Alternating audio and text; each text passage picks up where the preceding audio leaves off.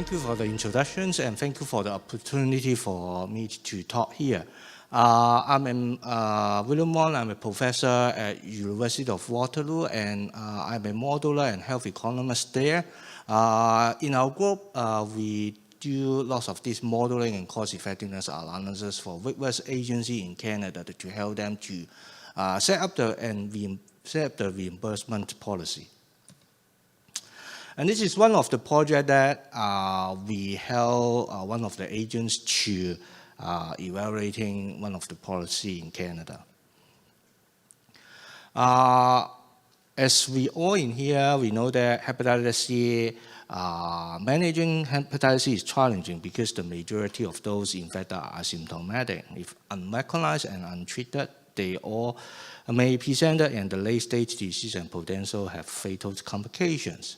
And to set up this health policy, it is complex because it involving quite a bit of dimensions that we need to consider.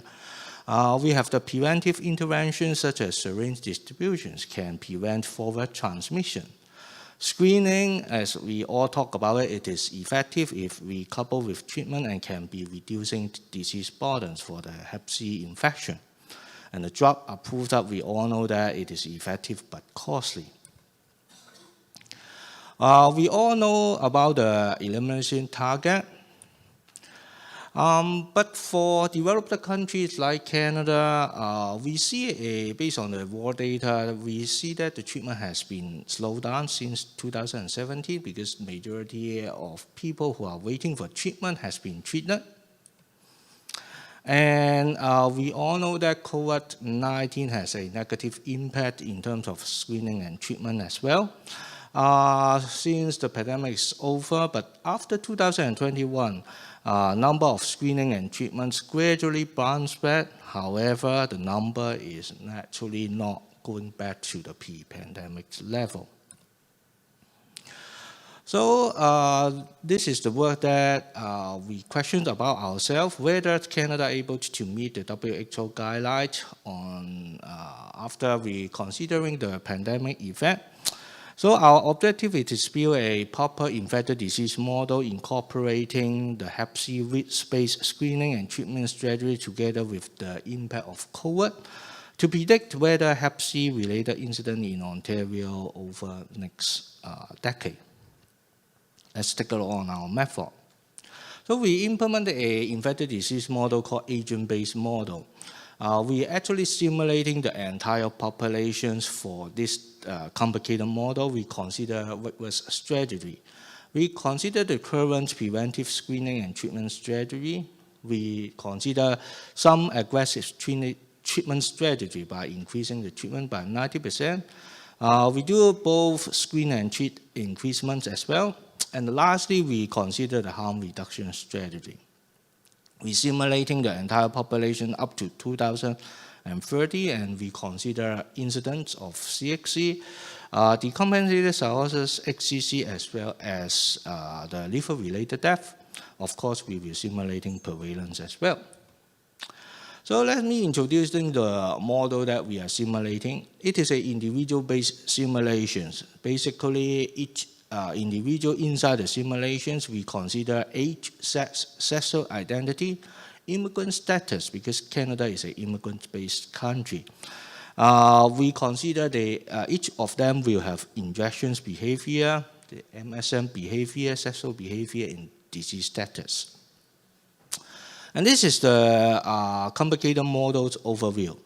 So as I mentioned, it is an individual simulations. It has 3 hierarchical levels. It has the environment. In here, it is Ontario. We have the agents that will be simulated inside the environment. And each agent will have their own behavior. And this relationship among these 3 hierarchical levels, individuals live in the environment. Each individual has its own behavior and disease status. And individual can interact with each other, which is the most important characteristic of this model.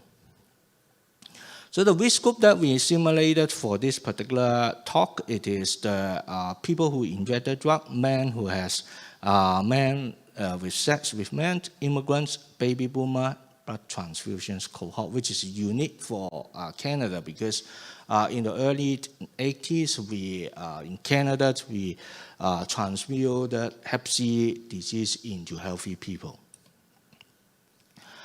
So in order to simulating the transmissions, we rely on what we call as a contact network. The network it is responsible for forming relationship among the individuals simulated, separate relationship, and transmitting the disease.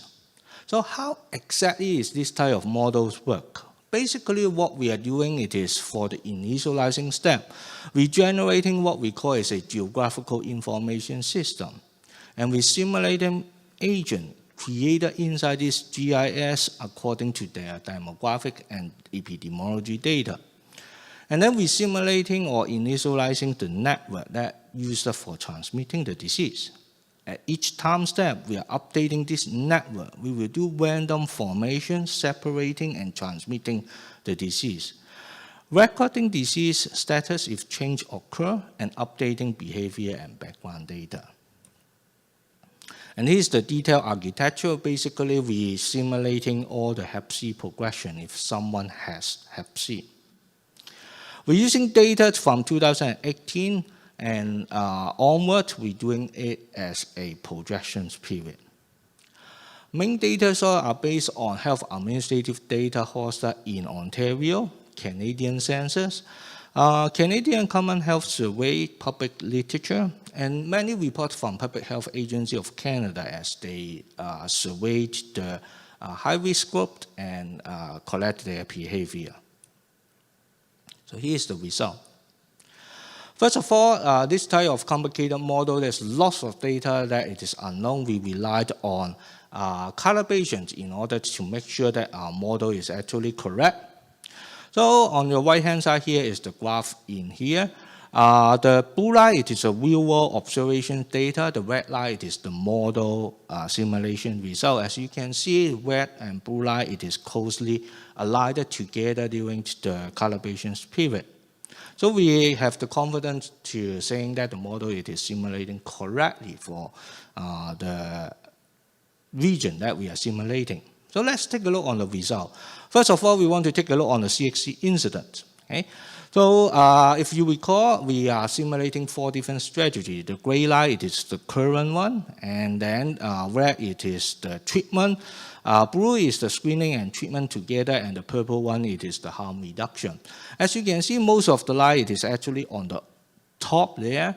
That means the incident is not going down. The only exception is the purple line, which is the harm reduction line. Okay? So if we do harm reductions, there will be a biggest impact on the Hep C incident. For the prevalence, no matter we do anything, right, all the line it is actually going down because of the treatment. One thing that we want to note is the red line, blue line, it will eventually hit a plateau at the end because all the people are waiting for treatment, they all treat that, okay, and then we are still waiting for new people for treatment, right? And we need to do harm reduction in order to continue this forward trend.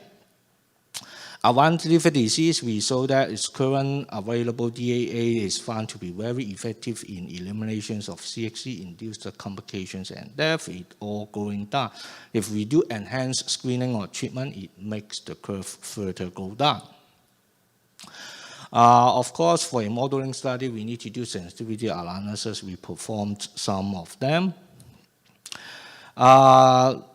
Strengths, we implement a very detailed agent-based model that can simulating the spread of Hep C between individual full contact network and has been calibrated and validated the model against the highly reliable health administrative data.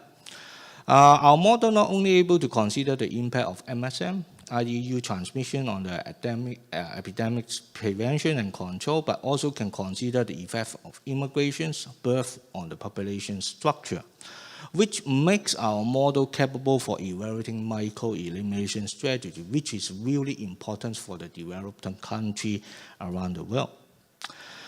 Some limitation of our work is currently we consider only mono Hep C infections. We did not consider co-infection, so that may lead to some predictions that has over-predicted some result. So lastly, take-home message, many high-income countries has committed to achieving Hep C elimination targets set by WHO. With the impact of COVID, the progress may have been disrupted or delayed. Evidence to continue tracking the progress and to supporting decision-making on interventions regarding Hep C prevention, screening, and treatment is critical. And since the arrival of DAA, many high-income countries have spent most of their effort on screening and treatment. Based on our analysis, such effort will allow a significant reduction on Hep C-related complications, which laid a solid foundation for the progress towards the Hep C eliminations. However, enhancing harm reduction strategy is necessary in order to work on the Hep C incident pieces. Lastly, this is my acknowledgement for the entire team. Thank you very much for your attention.